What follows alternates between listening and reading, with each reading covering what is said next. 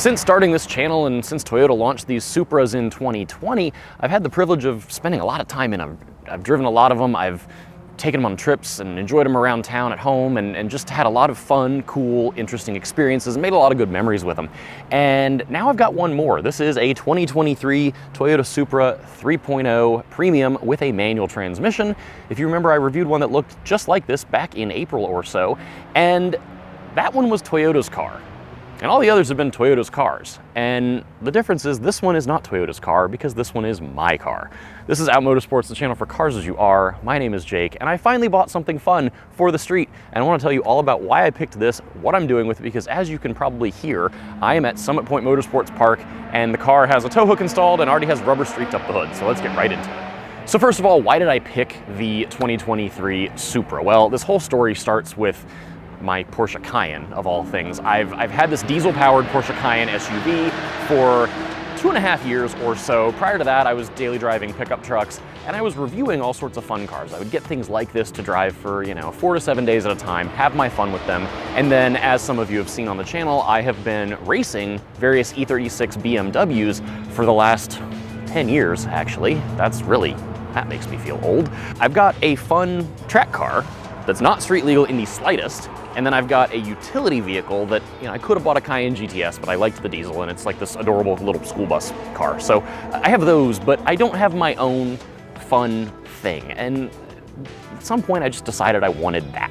So I saved for a bit. I started thinking budget-wise, what if I bought a used Porsche 911?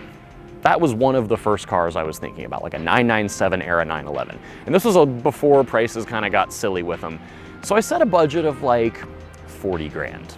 And I was also looking at third gen Dodge Vipers, if you can believe that. I was looking at like a 2006 lime green Viper convertible, because that sounded stupid. And I live in a city, I walk everywhere day to day, I get to review plenty of vehicles from other manufacturers and things. I don't need a practical fun car. It can be as impractical as I want. And I ended up kind of nixing that idea because I thought the Viper was going to be a little too far in the impractical direction. So I started looking at 911s some more. And then what I realized budget-wise, of course scope creep always happens, and my $40,000 budget slowly became like 50, and then well, what if it was 60? And I ended up realizing if I was going to spend that kind of money, I could also buy a brand new car that would have a warranty and modern technology and modern safety and modern drivetrains and all that. And I just figured that was maybe a good thing to think about. And then also, manual transmissions are slowly slipping out of our grasp here. The whole save the manuals thing only works if people buy them new. And I figured if I was going to be as loud about save the manuals as I've been, it would really only make sense to buy a new car and register with whoever keeps track of this stuff that someone else had indeed bought a manual transmission, brand new, never titled vehicle. So that got me thinking. And for that kind of budget, really your options are a Miata or a Toyota GR86, Subaru BRZ, or a Supra, or a Nissan Z. And I was kind of discounting the GR Corolla because they weren't really out yet when I started looking, and also they're too practical. They've got back seats. So those were kind of what I was thinking about. And then there's also things like the Mustang, the Camaro until very recently, and those were also just too practical, too big, they have a back seat, I just, not gonna deal with it. So I started thinking about the first four I mentioned, and I've already had Miata. I had an NA Miata for 6 years. I loved it, I always loved getting to drive them. Ultimately, I've just done the Miata thing. Beyond the fact that I also don't really fit in them that well, I've just done slow car fast. And I decided it was time for fast car fast. So Miata was out. That was kind of the same thing with the GR86 and BRZ. They're phenomenal cars. They're just a lovely, playful, delightful chassis. And I couldn't do it. I wanted something with more power. So Supra or Nissan Z. I've driven both. I've got a lot of miles on both. And I actually like the looks of the Z more. I think the Supra out of the box unmodified is the better car to drive. And I'm big on driving experience if you've watched any of these videos before. And I wanted something that was kind of just from the factory, do nothing. I didn't want to tinker. I just wanted to get in, drive it to go see my friends, go to, you know, dinner, go visit my parents, whatever, and also occasionally come here and do what I'm doing and not touch it. And I just felt like the Supra was the best option. So I set out to find one of these, and I managed to find one with a manual transmission in Nitro Yellow, which was really the only way I wanted it. I was also looking at the blue. The red would have been a fine option, but from my perspective, everyone does a red on a sports car. Everyone does a decent blue. If a manufacturer is gonna offer a wacky, nutty color, you should pick that, because again, it supports them doing that again later. So you can't talk about, oh, we want more colors and then buy black. So anyway, I found this one. It's Nitro Yellow. It's the only color I wanted. Nitro Yellow is actually Atacama Yellow off the prior gen BMW Z4. Fun fact I learned is that all of the paint colors on the Supras are BMW paints, because these cars are made by Magna in Austria. So anyway, Magna makes a lot of different vehicles for a lot of different companies. They just do low production stuff. Them and Carmen and different brands over the years have built low volume vehicles for a lot of different OEMs. I decided to get yellow. I only wanted the manual, and the manual makes the car worse. I've talked about this before. It is not going to be the fastest thing if you're chasing lap times around a racetrack. However, I am not chasing that. I am chasing the enjoyment of driving the car, mostly not on a track, and the manual wins there. So I wanted a manual.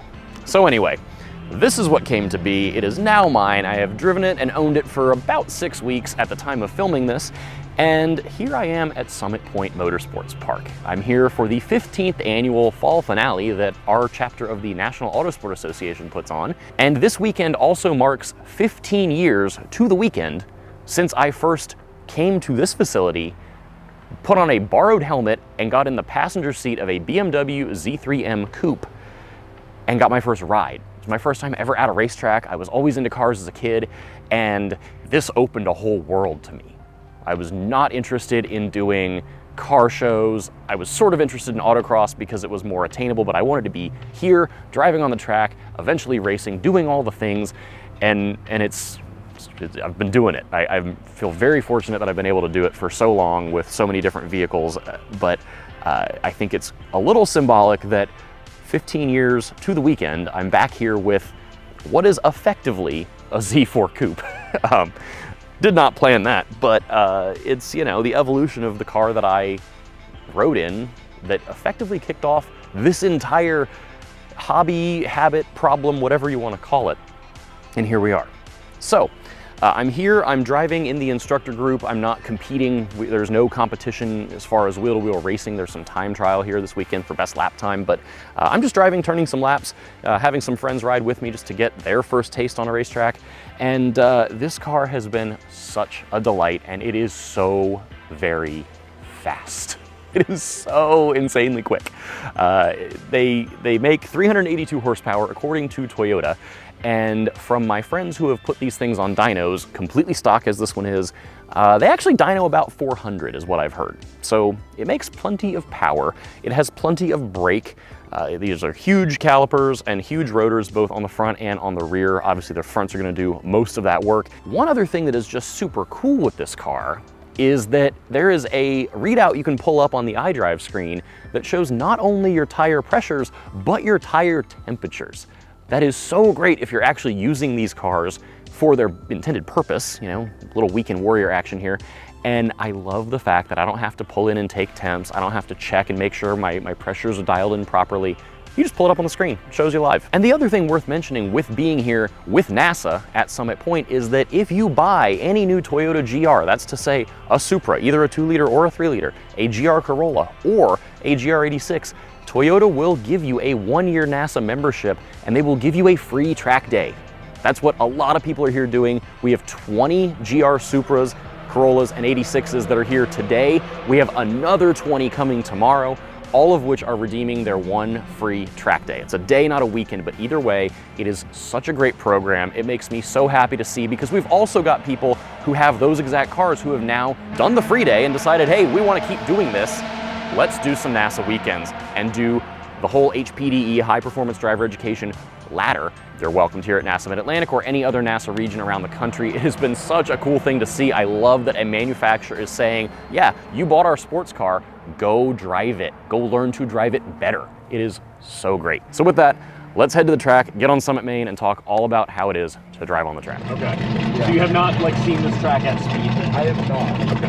Yeah. Well, This will be the first time. all right. Here we are at Summit Point coming onto the front straight, and the first thing I want to point out is this E36 BMW in front of me. This is Josh. He's driving a Spec 3, which is what I race. Look at this speed differential. This is just so fast. And I'm hitting 140-ish pretty easily into the braking zone here, lap after lap. Now, perhaps the most impressive point of all of this is that the brakes held up to doing this all weekend long. They were just totally fine, no fade, no issues with fluid or anything. I'm on factory pads, factory fluid, all of it. So that was really impressive. Now, as we start getting into more of the turns of Summit Point, Maine, this car was interesting. It's got a fairly short wheelbase, and I had to really learn how to smoothly roll onto the power, because otherwise I would end up doing a bit of a drift. Now, the car is stable here. It likes being trail braked pretty hard to make it rotate, but you just have to make sure you're smooth, like right here, rolling back on that power. So I got a little bit of squiggle action, but if you're smooth with your inputs, all is well. Plenty of grip, good turn in, easy to control the car, and I found myself really going between third and fourth for the most part, with fifth for that front straightaway. Now you'll hear the Ford Mustang race car coming up on us right about here, and that is really one of very few cars that could just blow my doors off. But I really found myself in this instructor group, which was full of pretty good hardware in general. I was one of the faster cars, and I'm sure some of it can be attributed to the driving, but also this car is just pretty fast, and I think the car would do more in the braking zone here if I trusted the tires and the brakes a little bit more, but I was kind of going with a sense of self-preservation in that I knew me and my passenger were wearing 3-point seat belts, the car is brand new, and you know, I'm on whatever pads and fluid Toyota decided to put on the car from day one. But generally an easy car to get around the racetrack, very predictable. Even when it did get out of sorts, I had a couple moments where I did some pretty epic drifts in it because I just got it all a little sideways. And even then, it was pretty easy to catch and control and get back in line. So really impressive here. And you know, it's just an easy car to send around. It was happy to be used like this for 2 days straight.